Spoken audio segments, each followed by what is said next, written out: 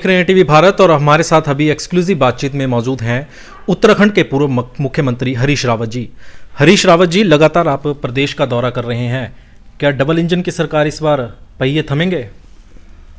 Double engine की सरकार जो है ये जनता का इतना खून चूस चुकी है कि अब लोग इनको हकीकत को समझ चुके हैं। तो इस बार हर हिमाचल अगुवाई करेगा कि ये डबल इंजन वालों के भ्रम को तोड़ने की, और यहाँ से परिवर्तन का आगाज होगा, शुरुआत होगी और कांग्रेस की सरकार बनेगी। रावत जी, आप उत्तराखंड से हैं, बात करेंगे उत्तराखंड कल पूरे 22 साल का होने जा रहा है। कितना विकास इस 22 सालों में मानते हैं? मैं उत्तराखंड के लोगों को बधाई देना चाहता हूँ और शुभकामनाएं भी देना चाहता हूँ। हमने इन वर्षों के अंदर बहुत तरक्की की। कई क्षेत्रों में उत्तराखंड की जो तरक्की है एक उदाहरण के तौर पर है, लेकिन बहुत सारे क्षेत्र ऐसे हैं जहां हम पीछे रह गए हैं। हमको उसमें हिमाचल का अनुसरण करने की आवश्यकता है। हमको वो नीतियां कड़ाई से लागू करने की ज़रूरत है, जिसके कारण हम उन सवालों का हल ढूंढ सके जिसके लिए हमने उत्तर प्रदेश से अलग होकर के नया राज्य मांगा था। रावत जी, कांग्रेस के पास ना इस बार वीरभद्र है और भाजपा के पास ना प्रेम कुमार धूमल है।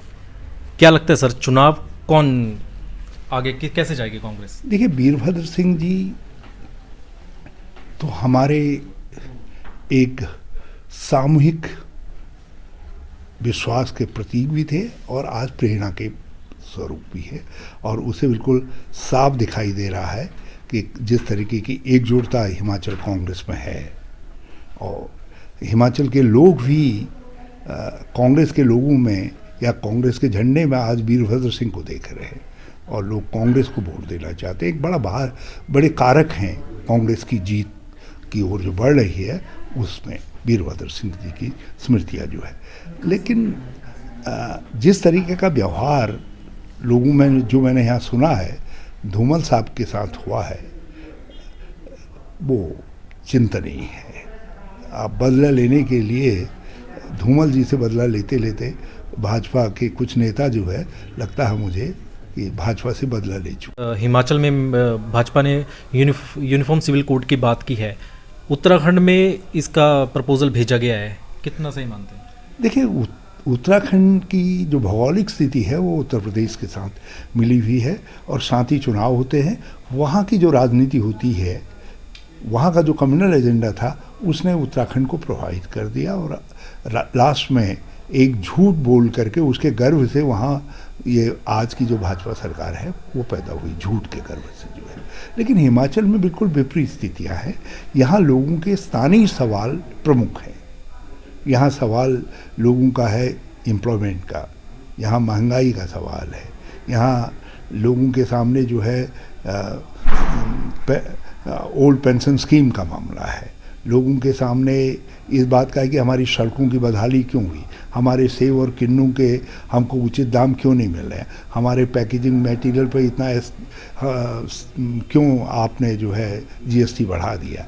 ये कई तरीके के सवाल हैं जो हिमाचल के लोग पूछ रहे हैं, और उन्हीं सवालों पर लोग वोट करने जा रहे हैं। और जिस समय वो सोच रहे हैं तो उस समय उनके सामने वीरभद्र सिंह जी का चित्र उभर रहा है कि हाँ देखो, हमारा एक व्यक्ति था जिसने हमको एक बेहतर सरकार दी, जिसने रोजगार भी दिया, जन कल्याण भी दिया, विकास भी दिया और सम्मान भी दिया। तो ये कांग्रेस एक बड़े प्लस के साथ चुनाव में है यहाँ। सर, जेपी नड्डा जी बोलते हैं कि अब उत्तराखंड की तर्ज पर हिमाचल में भी रिवाज बदल देंगे पूरे तरीके से। क्या लगता है सर, हो जाएगा? हिमाचल उनके भ्रम को पूरी तरीके से तोड़ देगा, और बल्कि इस भ्रम को तोड़ने में बहुत कुछ मदद उनकी तरफ से भी हो रही है। सर, क्या कांग्रेस हिमाचल के चुनावों को हल्के में ले रही है? क्योंकि सर, बीजेपी के सारे स्टार प्रचारक प्रधानमंत्री तक लगातार दर्जनों बार हिमाचल में आ चुके हैं और आ रहे हैं। कांग्रेस के अभी तक कितने जो बड़े चेहरे हैं सर, नामी चेहरे, वो क्यों इतना, जबकि 2 दिन रह चुके हैं? भाजपा नर्वस होकर के सबको यहाँ झोंक रही है ताकि ये लगे उनकी कमियों को देखने के बजाय लोग उनके हेलीकॉप्टर्स को देखें।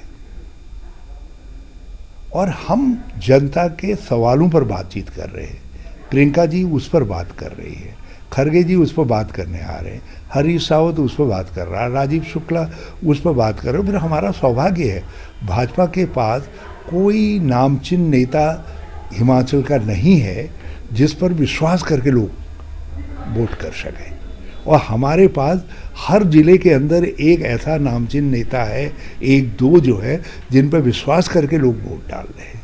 तो इसलिए भाजपा को इम्पोर्टेड मटेरियल लेना पड़ रहा है और हमारे पास जो है लोकल मटेरियल है, हमारे पास तो इंडिजिनस मटेरियल है।